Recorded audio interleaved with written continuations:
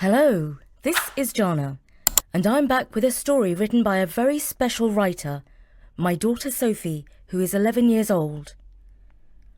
I think you will enjoy this lively, amusing story, and at the end, I'll announce a writing competition, which you can take part in. So if you win, I'll be reading out your story soon on Story Nori. The Troobles by Sophie Lambert. It was a warm and sunny day, and everyone was out and about, either shopping, doing their dry cleaning, or getting a nice treat from Bake and Take. Nothing could possibly ruin such a fine day in the village. Or could it? Just then, a sound of juddering and whirring resounded in the sky, and people were looking up in surprise. Emma from the grocery whispered to her great-aunt, "Who can this be?" "I bet it's one of those famous celebs," Lexi, her great-aunt, squawked. The passengers in the helicopter were famous, all right, but not in a good way. You could say that they were infamous. They were a family of 7 siblings from the big city. Their wealthy, blinged-out parents sent them to the village to get some fresh air and healthy food. But the Trooble kids didn't like anything they considered old. They didn't like the countryside because it was old. They didn't like trees because they were old. And they didn't like the village because, you guessed it was old. When it came to food, they only liked fast food or stuff that came wrapped up in plastic that was full of salt, sugar and preservatives. Home-cooked was not their style. But what they did like was to liven things up a bit. In this case, they landed in a helicopter on the cricket field just outside the village pub. They stormed out, ready for action, wearing combat gear and dark glasses. Bill, the postman, stopped posting letters. Mrs. Button stopped sewing. And Mrs. Brownie and her daughter stopped baking, closing the shutters with a "Gone for Lunch" sign on the door. The people of the village all had the same thought. The Trooble kids were back! Some found themselves wringing their hands in fear, and some felt clammy with beads of sweat forming on their foreheads. And so began the familiar feeling of foreboding. Because this was not the first time the Troobles had spent the holidays causing trouble in their village. The previous holiday, the terrible twins Mona and Fig Trooble had sneaked into the bakery and stolen the 3-tiered wedding cake that Mrs. Brownie had painstakingly baked and decorated to perfection. They carried it to the church on the day of the wedding, and the 7 Trooble siblings, all wearing masks to hide their faces, stood on the church grounds pelting pieces of cake at the bride and groom. Ha ha! Ha ha! There Nice you are! cake! Nah. Want a try some? Nah. Save you, Rod! Here you are! Take that! Get off! He ruined my dress! Let me get you! Hold the gun! There were screams and tears all around. The vicar had called the police, in vain, because by the time the village police arrived on their bicycles, waving their truncheons and blowing their whistles, the Troobles were long gone. And here they were, back again. Only now they were a year older and had grown bigger. It wasn't long before they started their reign of terror. They divided themselves into 2 groups, making it harder to be caught. One lot pocketed all of Mrs. Button's knitting needles from her haberdashery shop and went about puncturing car tyres in the town. And the other half went to the sweet shop and bought all the licorice sticks, gobstoppers and sherbet volcanoes, which they then threw at Mrs. Payne, the village dentist. Sweets? Not sweets! There was never a good time for the Troobles to show up. But this was a particularly unfortunate day to see the spoilt brats. Lord and Lady Sermonize were visiting the village to open a new school. They were planning a tour of the village to praise all the good people doing a wonderful job in the community. Lexi had worked for the butcher since she was 16 and was now 89 years old. As she hobbled past, she noticed that the door of the shop had been left open. She went in to investigate, calling out, Mr. Chops, are you in here? But Mr. Chops, the butcher, did not reply. Slowly, the door of the refrigerated room creaked open. Lexi walked in and turned on the lights. All 7 Troobles siblings were standing right there in front of her, holding rows and rows of sausages, raw steaks, and headless chickens. They rushed past her, laughing, and slammed the door shut. There you are! Soon they were onto the street, throwing fresh steaks at passing cars, wrapping people up in sausages, and scaring young children with headless chickens. Let me out! Let me out, you hooligans! After a few minutes of frantic banging on the refrigerator door, a half-frozen Lexi was rescued by a small boy who heard her knocks and cries. She pushed past her rescuer, muttering, Those rascals will pay for this! As fast as her walking stick would allow, she headed to Mr. Chop's house to alert him about the vandalism at his shop. Unluckily, a particularly cheeky member of the Troobles called Albert got to him first. Lexi found a distressed-looking butcher on his front lawn, calling out to be released. He'd been strapped to his chestnut tree, tied up in a string of his own pork sausages, all the while being bombarded with juicy tomatoes by another Trooble.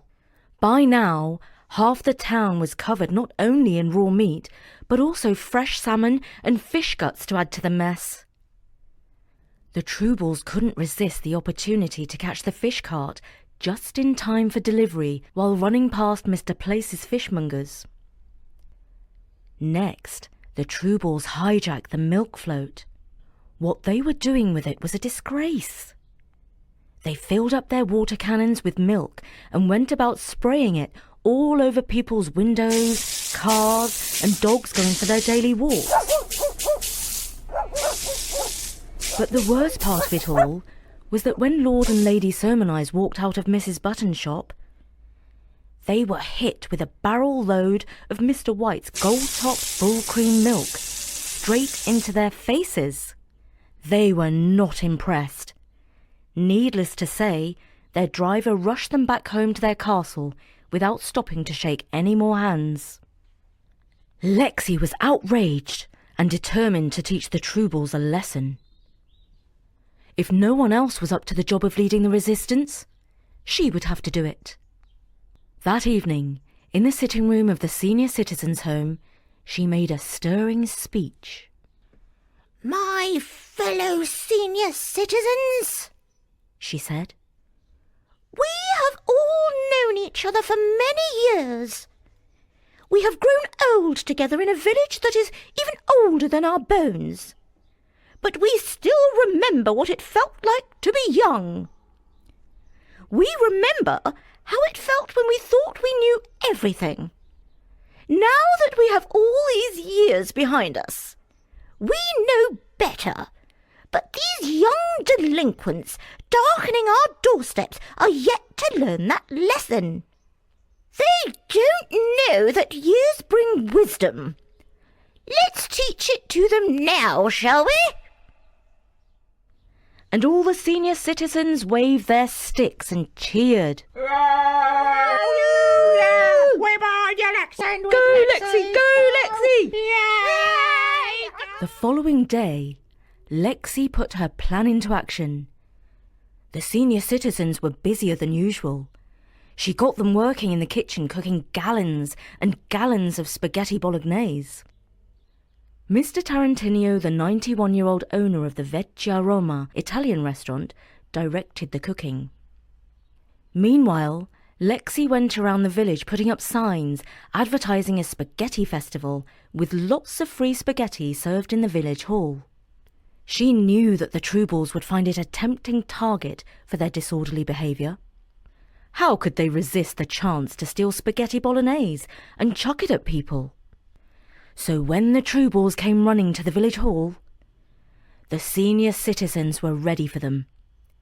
Mr. Tarantinio closed the door behind them and locked it firmly. The Troobles were trapped inside the village hall. And all the residents of the senior citizens' home were arranged around the upper balcony of the hall, armed with dollops of spaghetti bolognese, which they proceeded to rain down on the Trooble clan. Here you all, see how you like it now! Called out Mr. Chops, grinning from ear to ear. And an old age pensioner piped up. Do you think old people are good for nothing but the grave? Not on your Nelly, mate! Until they were all covered in pasta and red sauce. Best of all, Lexi filmed the whole episode on her German cine camera made in 1952. She planned to take the film to the shop and ask Mr. Slide to upload it onto the big YouTube thing in the sky. Joseph, the youngest Trooble, whipped the bolognese off his face with his sleeve, looked up and replied, That was the best prank ever! Will you join our gang, please, and come back to the city with us? And all the Troobles began to cheer and chant. Come with us! Come with us! Come with us! Come with us! Now listen here, you wretched lot. Declared Malcolm, who fought in the Second World War. If you want to be our friends, you'll get clearing up the mess you made in our village, and you'll pay for all the goods you stole from the kind folk around here. And Mrs. Buttons added shakily, You must take responsibility and replace all the things you have broken, including the tyres you punctured with my knitting needles. Mrs. Stickles, everyone's friend, the gentle old lollipop lady, said very solemnly, Our things might be old, and some of us may be old, but we're strong as an ox in our village. If you take care of things, they last.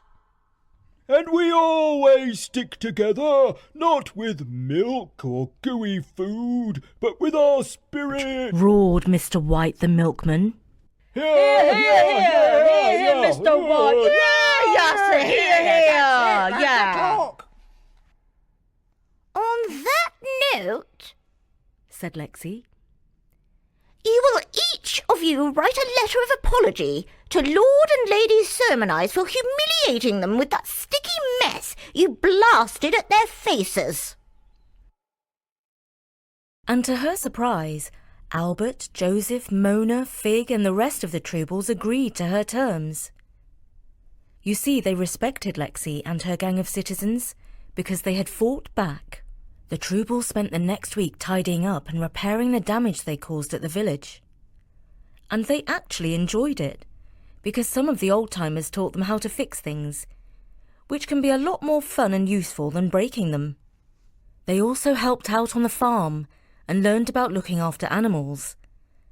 And in the evenings, they visited the old people's home and talked to Lexi and Malcolm and their friends about their long lives. And to top off their agreement, the Troobles sealed the deal by inviting all the senior citizens and all the shopkeepers whose property they damaged to the Vecchia Roma for supper and paid the bill, including a big tip. And they all really enjoyed the traditional pizza cooked in a real wood-fire oven, followed by loads of Italian ice cream.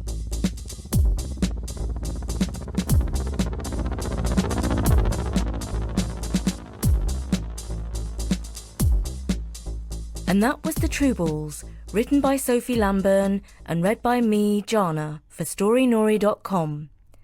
So, how would you like to hear your story read out on Story Nori? It's time to announce another of our popular writing competitions. We will pick 3 winners and read out their stories here. The story we want you to write is called A Day in the Life. Create an imaginary character who is rich and famous for whatever reason you choose. Then write us a story about a day in their life which didn't go as planned. They really had one of those days. Think about a disaster or embarrassment that they might face. What event triggers this setback? How do they respond to it? Will the situation get worse and worse?